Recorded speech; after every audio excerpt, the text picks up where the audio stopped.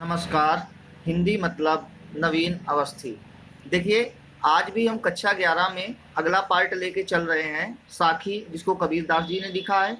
अगर आपने कबीरदास जी के बारे में नहीं पढ़ा है तो इसके 2 पार्ट मैं बना चुका हूं, तो आप लोग देख सकते हैं। डिस्क्रिप्शन में मैं लिंक डाल दूंगा, तो वीडियो के माध्यम से आप लोग देख सकते हैं। और बाकी जो समस्या हो वो आप कमेंट में हमें ज़रूर बताएं, अन्यथा जिन विद्यालयों में मैं पढ़ाता हूँ उन विद्यालयों में ऑफलाइन क्लासें लगने के बाद में मैं क्लियर कर दूंगा। तो हम लोग 10 नंबर तक पढ़ा चुके थे, ठीक है, या तब यारों से लगा के राम पठाऊ। अब देखिए आगे कहता है, कै बिरहन को मीच दे, कै आपा दिखलाई, 8 पहर का दाजड़ा, मुँह पे सहा न जाई। अब यहाँ पे हमने आपको बताया था कि कबीरदास जी को परमात्मा की प्राप्ति नहीं हो पा रही है, इस कारण से ये बौखला टाइप के गए हैं, ठीक है, पागल टाइप के हो गए हैं। तो ये कह रहे हैं, कै कै माने कि या तो बिरहानी माने होता है बिरहिणी। बिरहिणी का मतलब बेटा वियोगी, वियोगनी। को माने को, मीच माने बंद कर दे, मीच माने मृत्यु होता है तो या बंद करना होता है। कै माने या तो आपा माने अपने आप की, यानी अपने आप कौन है यहाँ पे, यहाँ पे आपा शब्द का प्रयोग परमात्मा के लिए प्रयोग किया गया है। दिखलाई माने दर्शन दे दे।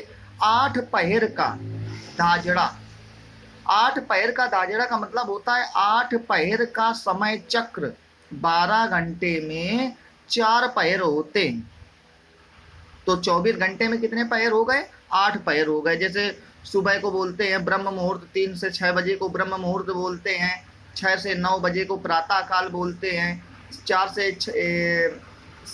3 से 6 बजे के बीच को शाम को सायं काल बोलते हैं। तो इसी प्रकार से 8 पहर हुआ करते हैं।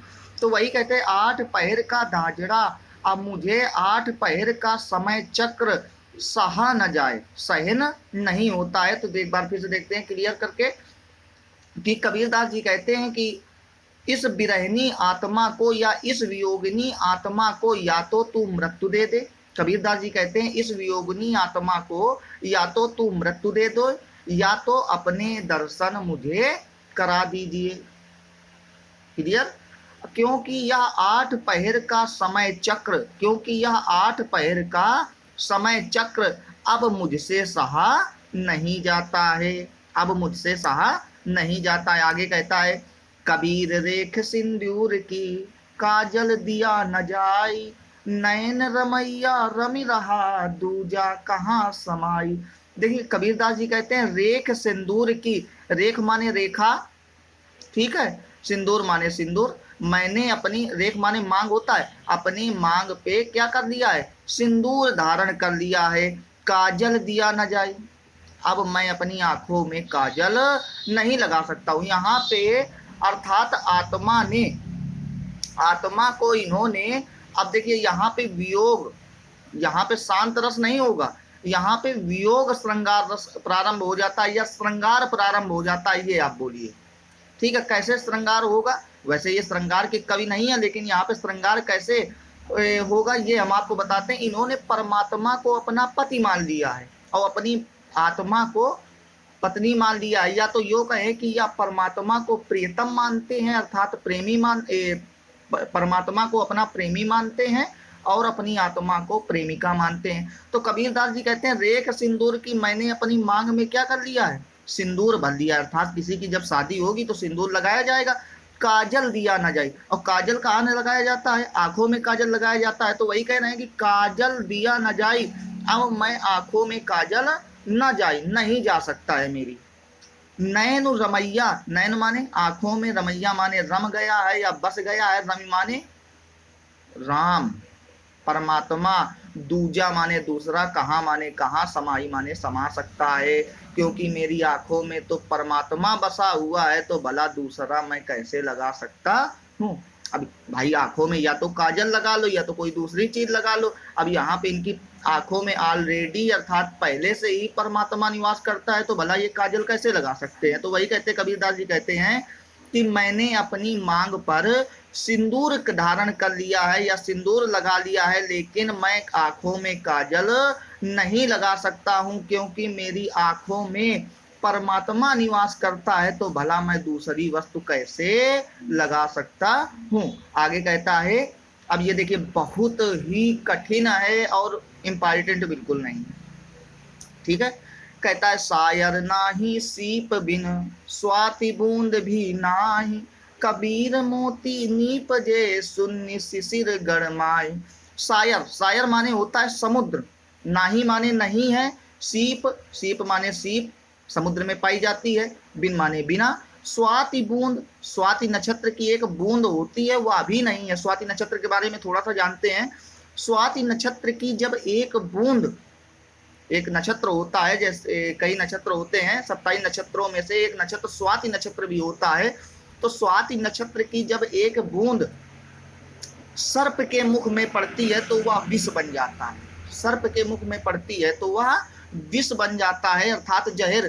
केले के पत्ते के ऊपर पड़ जाती है तो क्या बन जाता है, कपूर बन जाता है। और सीप के मुख में पड़ जाती है तो वह मोती बन जाता है, अर्थात स्वाति नक्षत्र की बूंद तो एक होती है लेकिन उसके गुण अनेक होते हैं। ऐसे ही चातक पक्षी जो होता है वह भी स्वाति नक्षत्र की बूंद को ही निहारता है, तभी वो पानी पीता है, अन्यथा वो जीवन भर प्यासा रहता है।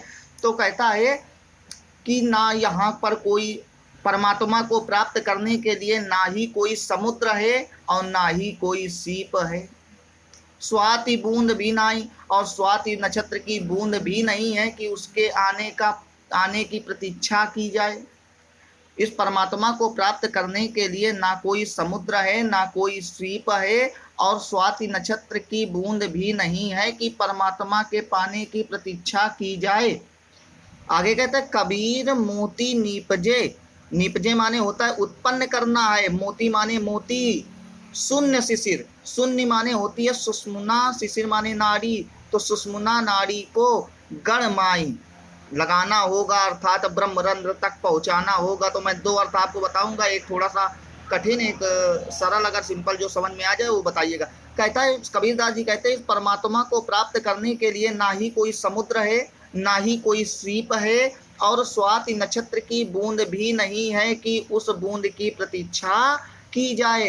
यदि अपने आत्मा को या अपने हृदय को मोती के समान उत्पन्न करना है या अपनी आत्मा को मोती उत्पन्न करना है तो शून्य अर्थात सुषुम्ना नाड़ी को ब्रह्मरंध्र तक पहुंचाना होगा। या तो ये बोले यदि अपने हृदय को मोती के समान उत्पन्न करना है तो हमें शून्य, शिशिर माने होती है शून्यावस्था, तो हमें शून्यावस्था तक पहुंचना होगा। शून्यावस्था क्या हो जाती है, शून्यावस्था वो होती है जब इस माया रूपी संसार से हमें कोई भी मतलब नहीं रह जाता है और परमात्मा की भक्ति करना ही सर्वश्रेष्ठ साधन हो जाता है, वही होती है शून्यावस्था।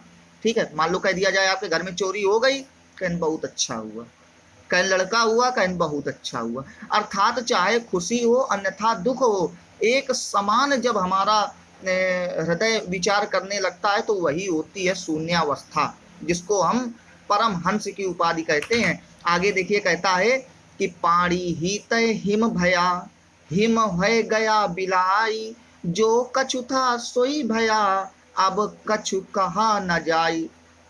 अब देखिए कितना आसान है और बहुत ही अच्छा। अब देखिए शांत रस पे चलने लगा कि पाणी, पानी माने होता है पानी और हिम माने होती है बर्फ, तो पानी बराबर आत्मा और हिम बराबर बर्फ, इसके दो अर्थ चलेंगे। तो पहले हम पानी से देते हैं, कहता है पानी ही तय हिम भया, पानी से ही बर्फ बनती है। पानी के तीन रूप होते हैं विज्ञान की दृष्टि से, जल यानी द्रव, ठोस और गैस, लेकिन यहाँ पे दो अर्थ होंगे कि पानी माने पानी, हिम भया माने हिम, बर्फ हो गई। कहता है कबीरदास जी कहते हैं पानी से बर्फ हो जाती है, बर्फ बनती है, हिम हुई गया बिलाई, और वही बर्फ बिला जाता है अर्थात गायब हो जाता है किसमें, पानी में, और वही बर्फ जब आप नॉर्मल रख दोगे तो क्या हो जाएगा, फिर पानी बन जाएगा। तो पानी से ही बर्फ का निर्माण होता है और वह बर्फ एक समय पश्चात फिर से पानी बन जाता है। जो कछु था सोई भया, जो जैसा था वैसा फिर से हो जाता है, अर्थात पानी से ही तो बर्फ बना था, तो वही कहता है जो जैसा था वैसा ही हो जाता है। अब कछु कहा न जाए, अब इस बारे में कुछ भी कहने योग्य नहीं है। क्लियर हुआ। अब इसके दूसरा अर्थ देखते हैं। अब पानी माने बेटा समझ लीजिएगा आत्मा, सॉरी परमात्मा। पानी माने परमात्मा और हिम माने आत्मा।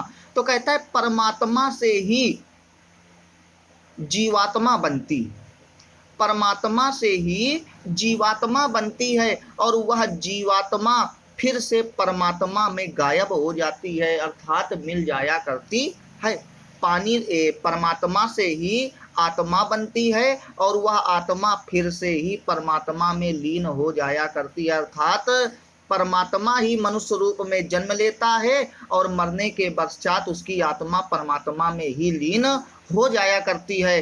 अब जो कछु था सोई भया, जो जैसा था वैसा ही हो जाता है, अर्थात परमात्मा आत्मा में परिवर्तित हो जाता है और आत्मा फिर से परमात्मा में लीन हो जाती है। अब कछु कहा न जाए, अब इस बारे में कुछ भी कहा नहीं जा सकता है। क्लियर। देखिए आगे कहता है पंखी उड़ाड़ी गगन को, पेंड रहा परदेश, पानी पिया चंच बिन, भूल गया यह देश। पंखी उड़ाड़ी गगन को, कहता है आत्मा ने, पंखी माने पंख, उड़ानी माने उड़ा लिया, उठा लिया, कहाँ पे, उड़ने के लिए, गगन माने आकाश में, पिंड माने होता है शरीर, पिंड माने शरीर, हो गया, रहा माने हो गया, परदेश माने परदेसी, पानी माने पानी, पी लिया माने पी लिया, चंच माने चोंच, बिन माने बिना, भूल गया यह देश और यह देश भूल गया। तो यहाँ पे पानी पिया चंच बिन, अर्थात पानी को पिया कैसे, चोंच के बिना। तो कौन सा पानी होगा बेटा, यहाँ पे ज्ञान रूपी पानी होगा। ठीक है, इस चीज को याद रखना और बहुत ही सिंपल है। कहता है आत्मा ने अपने पंखों को आकाश में उड़ने के लिए तैयार कर लिया, या यह आत्मा परमात्मा रूपी आकाश में उड़ गई, यह आत्मा परमात्मा रूपी आकाश में उड़ गई, जिससे उसका शरीर परदेसी हो गया। यह आत्मा, कबीरदास जी कहते हैं कि यह हमारी आत्मा परमात्मा रूपी आकाश में उड़ गई, जिससे हमारा शरीर परदेसी हो गया। देखिए आत्मा जैसे ही निकल जाती है तो शरीर क्या हो जाता है, बेकार हो जाया करता है। तो हमारा शरीर परदेसी हो गया। पानी पिया चंच बिन, और उसने चोंच के बिना ही ज्ञान रूपी पानी को पी लिया। समझिएगा, उस आत्मा ने, अब यहाँ पे आत्मा को एक चिड़िया बना दिया गया है, ठीक है। तो चिड़िया के चोंच भी होता है, लेकिन इसके चोंच नहीं है, क्योंकि इसने चोंच के बिना ही ज्ञान रूपी पानी को पी लिया है। भूल गयो यह देश, जिससे वह इस माया रूपी देश, ये देश कौन सा है, माया रूपी देश है बेटा, तो जिससे वह इस माया रूपी देश को भूल गया। तो आत्मा ने उड़ने के लिए अपने पंखों को, आत्मा ने परमात्मा रूपी आकाश में अपने उड़ने के लिए अपने पंखों को फैला दिया, जिससे उसका यह शरीर परदेसी हो गया है। उसने बिना चोंच के ही ज्ञान रूपी पानी को पी लिया, जिससे वह यह माया रूपी संसार भी भूल गया। क्लियर हुआ। आज के लिए अब देखिए चौथा पार्ट हमको बनाना ही पड़ेगा, तो आज के लिए फिलहाल इतना ही।